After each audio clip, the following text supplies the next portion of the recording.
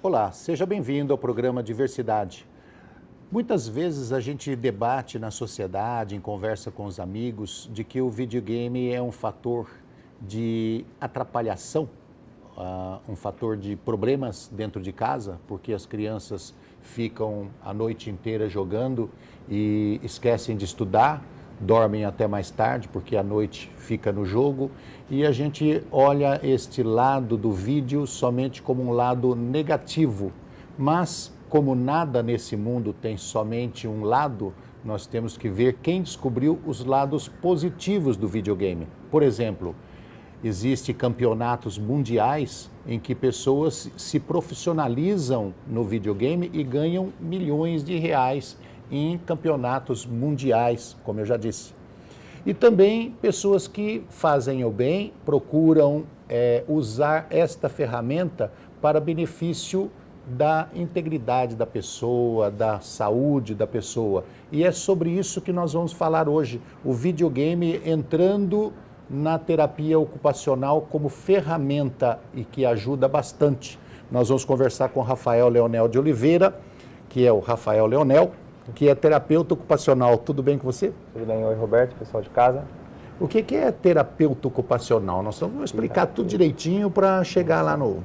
A terapia ocupacional é uma profissão da saúde que ela faz uma fronteira, a gente fala, com a reabilitação física, com a saúde mental, com a saúde social.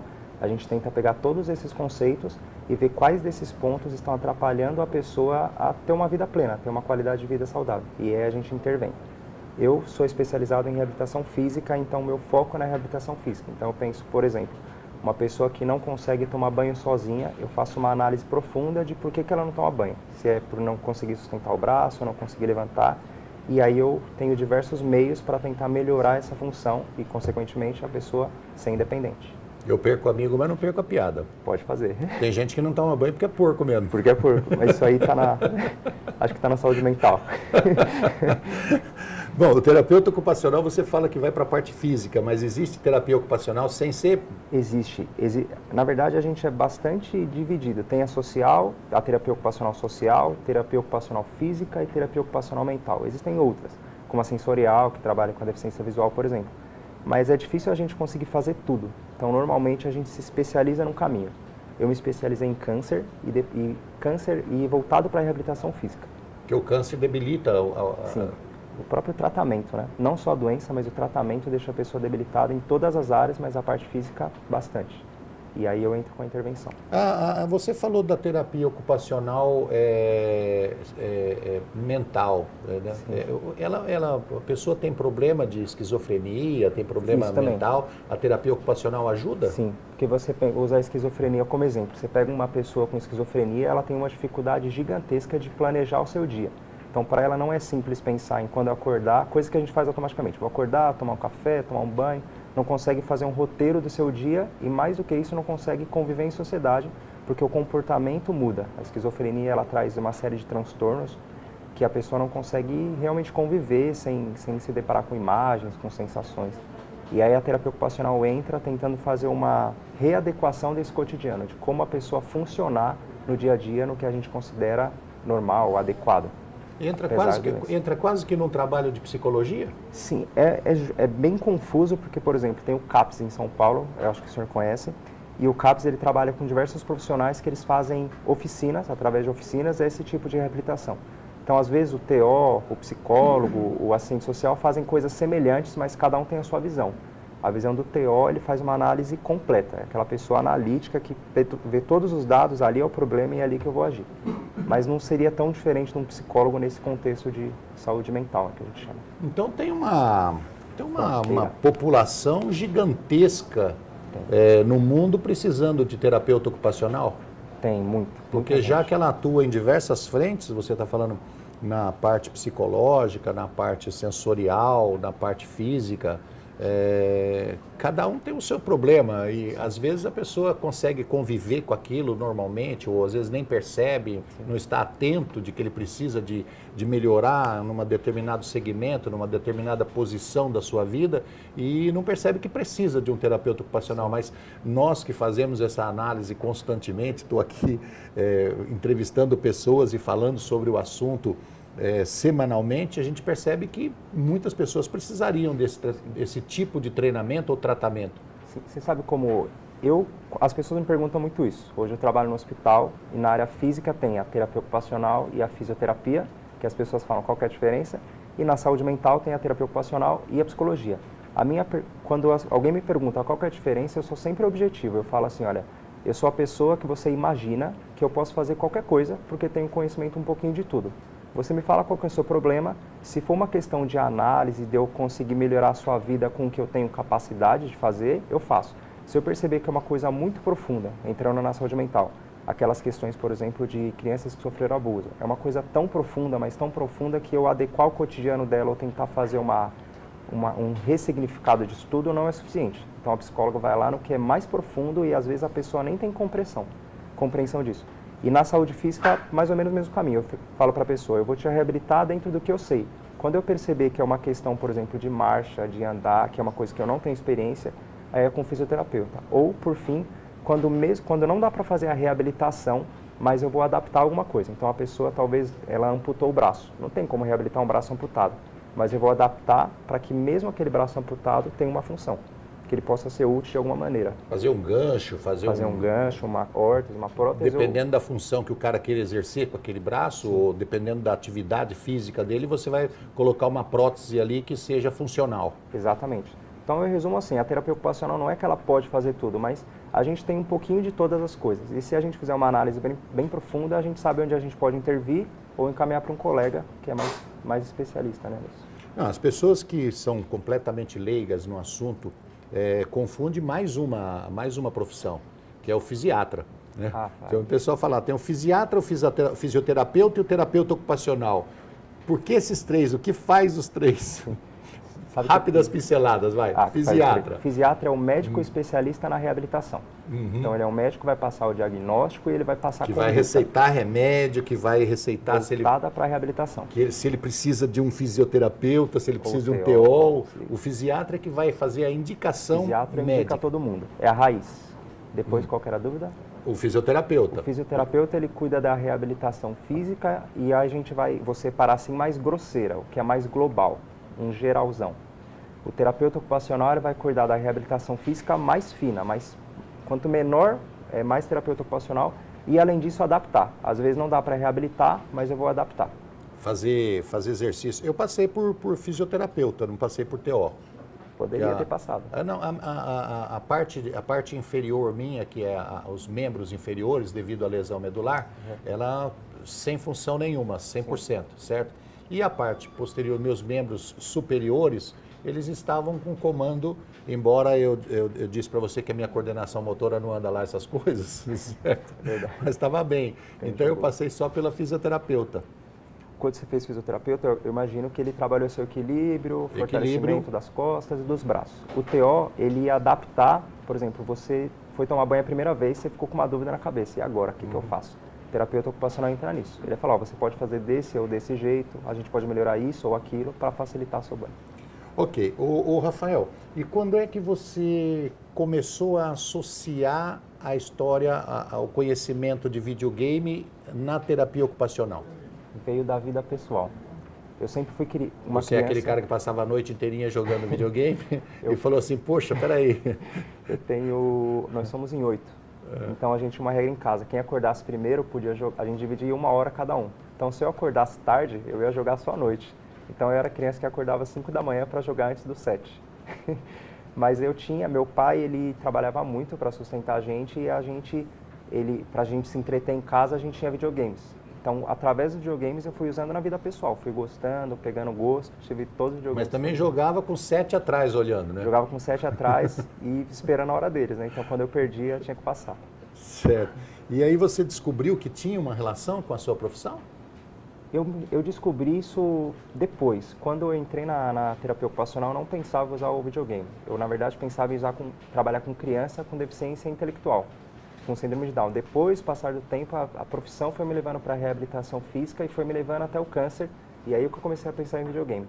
Porque o câncer, de alguma maneira, ele deixa a pessoa bastante debilitada. Fisicamente, psicologicamente, socialmente. Pensa que é aquela criança que tem vergonha de sair de casa, se cansa com qualquer atividade. E aí eu tentava pensar, como que eu vou trabalhar um exercício físico divertido se eu não posso levar uma bola, às vezes, para uma criança como essa, se eu não posso levá-la para sair, porque tem questões de infecção.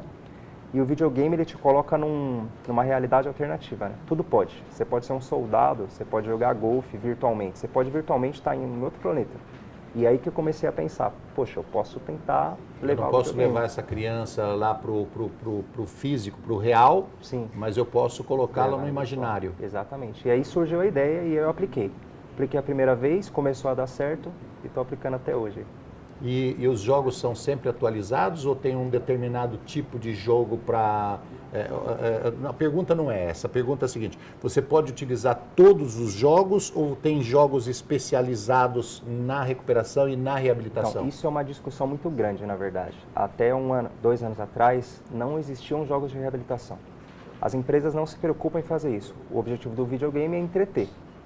Então, eu acho que dá para usar todos os jogos, desde que você faça uma análise. O terapeuta faça uma análise do que serve ou não serve. Mas hoje em dia, algumas empresas desenvolvem jogos para reabilitação.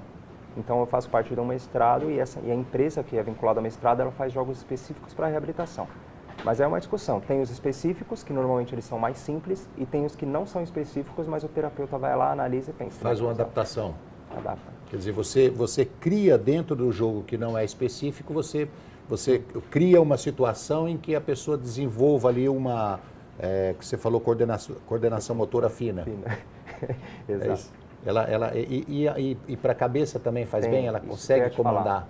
O jogo, existem alguns jogos hoje que o fundamento deles é entreter. Então, existem alguns jogos que são filmes jogáveis.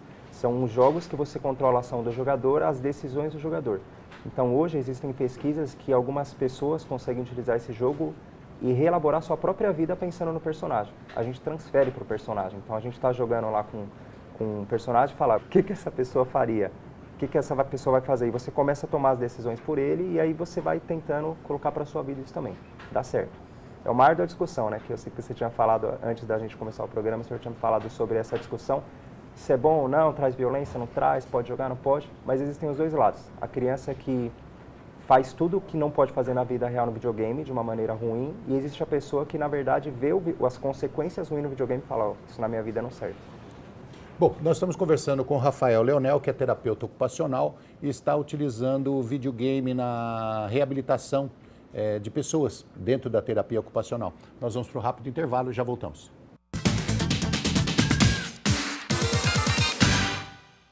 Estamos de volta com o programa Diversidade, hoje conversando sobre games como ferramenta na recuperação física e às vezes até mental das pessoas em tratamento, utilizada pela terapia ocupacional. Nós estamos conversando com o Rafael Leonel, que utiliza essa ferramenta nas fisioterapias e no tratamento e no treinamento que ele faz. Rafael, no início do programa eu falei que muitas pessoas discutem sobre o lado ruim do videogame, né? De crianças, de adolescentes que passam noites inteiras dentro do quarto jogando videogame sem parar. Tem alguns que não saem para comer, não saem para beber água e depois dormem 7 horas da manhã, levanta às 5 da tarde, ou seja, elimina a vida social da pessoa e até a progressividade dele no campo profissional, nos estudos e mais. Os pais ficam loucos com isso. Em relação ao início também da conversa, nós estamos falando do tratamento, de que ela melhora a coordenação motora. Eu perguntei para você, então essas crianças têm uma coordenação motora maluca, né? Muito boa. E você, antes do programa, tinha dito para mim, essas crianças têm problema de coordenação motora. Aí eu falei, bom, e agora? Entrei em parafuso. O que eu faço? Né? Se o videogame é para melhorar a coordenação motora, os moleques jogam a noite inteira, todos os dias. Você disse que eles precisam de fazer um treinamento, precisam de tratamento para coordenação motora. Me explica esse lado aí, essa confusão. Paradinho, vou te responder primeiro o que você tinha me perguntado se era bom ou ruim, vilão ou amigo. Tudo na vida segue aquela regra simples, né? Tudo que é de mais faz mal, tudo que é de menos faz mal. Então, uma criança ou até um adulto que joga videogame muito, ele tende a ter diversos problemas, inclusive de coordenação motora, que a gente vai chamar hoje de coordenação motora grossa. Então, vou usar um exemplo, eu tinha um amigo que era assim. Eu lembro que eu cheguei na casa dele uma vez e ele estava passando por um processo difícil. Eu perguntei para ele, e aí, qual que é o seu objetivo? O que você vai fazer hoje? Ele falou assim, hoje eu pretendo salvar o jogo X, o jogo Y. Então a vida dele ele tinha colocado num jogo a agenda virtual. dele era... E a vida real era ficar deitado na cama jogando, e aí eu levantei aquele questionamento de terapeuta.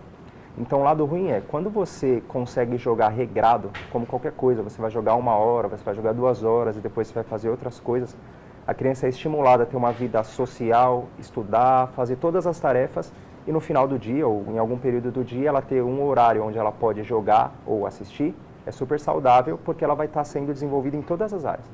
Agora, uma criança que passa o dia inteiro jogando, ela está o dia inteiro focada e concentrada ali nos dedos, e eu acredito que neurologicamente está aprendendo muita coisa, na parte neurológica e na parte fina, mas na parte grossa, que é a coordenação motora, não. Então você pega, por exemplo, uma criança que tem experiência com tablet, celular, videogame o dia inteiro. Se você coloca ela para jogar bola, ela é super desengonçada. Porque ela não estimulou essa coordenação. Parece um pato no meio do campo. Parece um pato. Pensei no Alexandre Pato. Parece assim porque não foi estimulada a parte grossa. Então... Um pato não, um ganso. Um ganso. No meio do campo. Mais desengonçado ainda. Sim. A coordenação motora ela é muito complexa, né? A gente tem várias discussões sobre isso de coordenação. A coordenação motora grossa, ela envolve equilíbrio, envolve agilidade, ela envolve raciocínio lógico, envolve muita coisa que a gente consegue brincando. A coordenação motora fina, ela também envolve essas coisas, só que elas são focadas do punho para a mão. Então, nem todo mundo que é bom em videogame é bom na realidade, e vice-versa, né? Quer dizer, a grande lição disso fica no seguinte: nós, seres humanos, obrigatoriamente temos que ser multidisciplinar. Sim.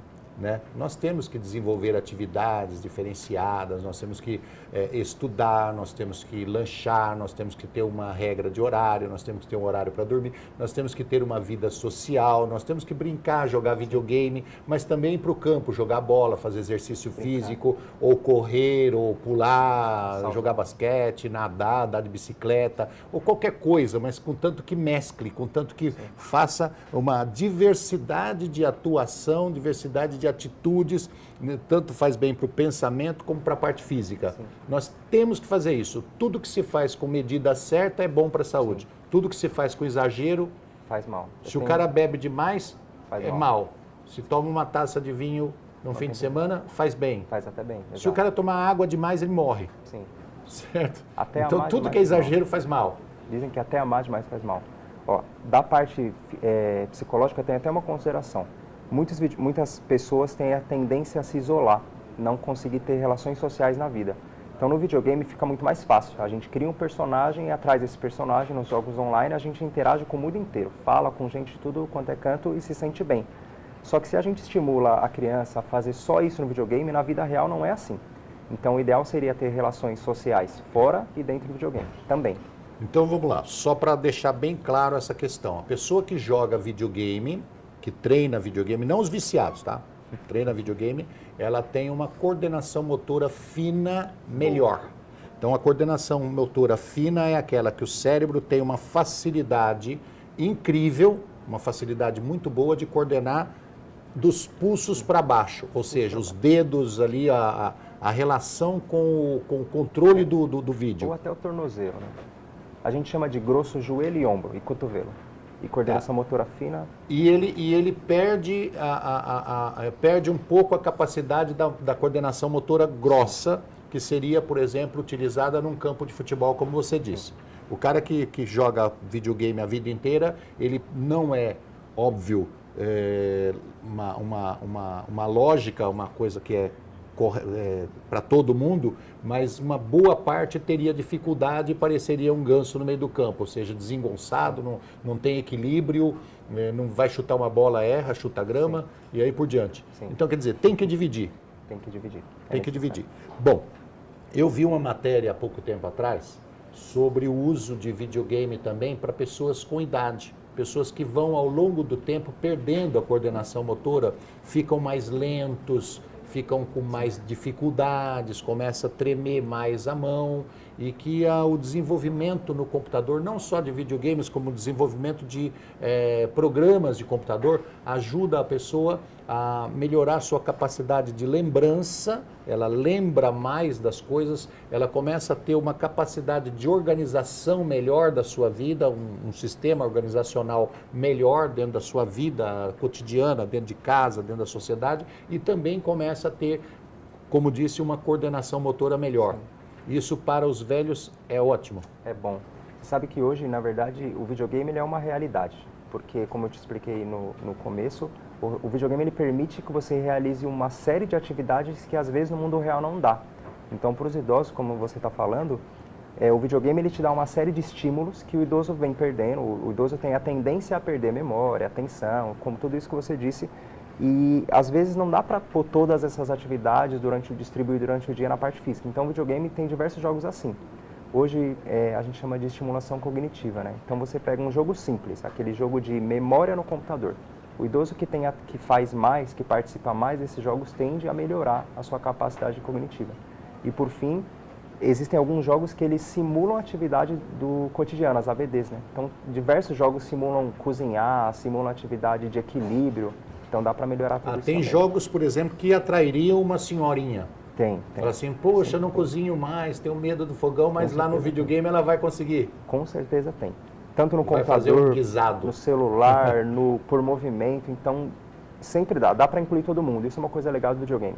Se você quer jogar no controle, no teclado, no movimento, tudo dá para fazer. E a interatividade, quando jogam várias pessoas, essa comunidade, por exemplo, de pessoas com idade ou de pessoas com deficiência, que estão, em determinada forma, isolados dentro de um quarto de hospital ou dentro de casa por causa da condição física mesmo, essa interatividade também ajuda? Ajuda muito, muito, muito, muito. O videogame ele vai permitir que a pessoa faça o que às vezes não dá para fazer naquele momento. É claro que é igual você frisou bastante, é importante sair do videogame e tentar transportar para a vida real também. Mas o videogame ele é uma ferramenta útil, até nas escolas. Hoje em dia se usa videogame para ensinar. Nem todo mundo, por exemplo, na minha época ainda se ensinava tabuada à moda antiga, né? E hoje a criançada não tem tanta paciência com isso. Então, às vezes, num jogo de matemática, a pessoa está aprendendo jogando, aprendendo brincando. Ah, é?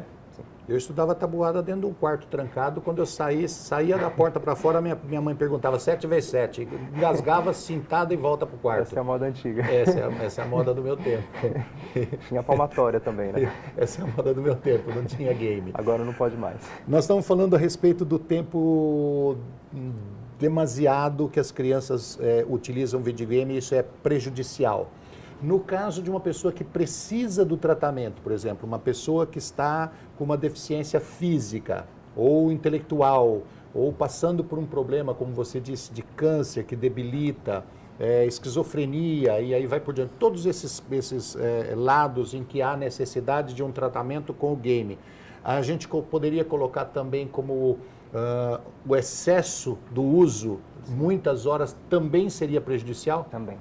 Numa terapia você nunca vai substituir o videogame pela terapia convencional. Então, a terapia de videogame ela é uma coisa complementar. O game nunca substitui a terapia convencional. Então, o paciente chega para mim no consultório, ele vai fazer uma sessão de terapia ocupacional. Eu divido meia hora de terapia convencional, meia hora de videogame. E aí, durante o dia, o resto do dia, se a pessoa quiser se divertir, você não condena, mas que não é aconselhável? Eu dou um limite. Eu falo, joga 1 hora, joga 2 horas, mas durante um dia de 24 horas, ela vai jogar videogame 2 horas fora da sessão, mas o resto não, ela vai fazer outras coisas. Senão, inclusive, ela não vai transportar para a vida real que a gente está aprendendo, não tem sentido. É bom desde que o uso seja controlado. Seja moderado. Os pais têm um papel importante. E no caso do tratamento, sendo acompanhado por um TO. Sim. Ele vai indicar qual é o jogo, qual é a forma de utilizar. Uma última perguntinha. O lugar onde a pessoa pega o joystick, tem que ter um aparelho adequado para a pessoa que está em tratamento? Tudo dá para adaptar. Então, existe a pessoa que não vai precisar adaptar o controle, existe gente que não vai conseguir segurar o controle, e aí eu vou tentar fazer ela jogar pela câmera, com o movimento. Ou, às vezes, fixar a mão dela, mudar o controle, sempre dá para adaptar. Essa é a ideia da terapia ocupacional, sempre pode. Porque eu vejo esses controlinhos pequenininhos, os moleques, o dedo deles parece que é eletrônico, né? Funciona igual bytes, 400 milhões de bytes ali por segundo. Dá para adaptar. É impressionante. Eu falo assim, como é que o cara consegue movimentar o dedo desse jeito?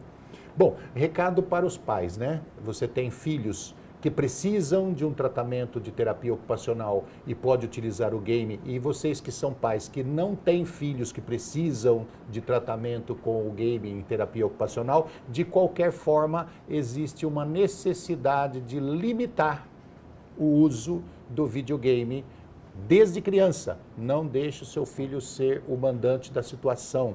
Corrija, proíba, diminua, coloque um limite no uso, porque senão no futuro vai ser prejudicial. É isso? Fechado, isso mesmo. Legal. Sim. Rafael, obrigado pelo seu trabalho, obrigado por ter desenvolvido isso. Eu acho que uma ferramenta a mais na recuperação e na reabilitação das pessoas é sempre bem-vindo. Eu agradeço o trabalho que você desenvolve e agradeço por você ter vindo aqui. Agradeço o convite, obrigado. Se você quiser entrar em contato com o Rafael Leonel, você pode passar um e-mail para ele, que é leonel_terapeuta-ocupacional@hotmail.com, ou você pode encontrá-lo também no Facebook, que é Rafael Leonel TO. Esteja à vontade em passar perguntas, em pesquisar, porque é bom, ajuda, melhora a nossa qualidade de vida. Um abraço a você que esteve conosco no programa Diversidade. Até a próxima semana. Até lá.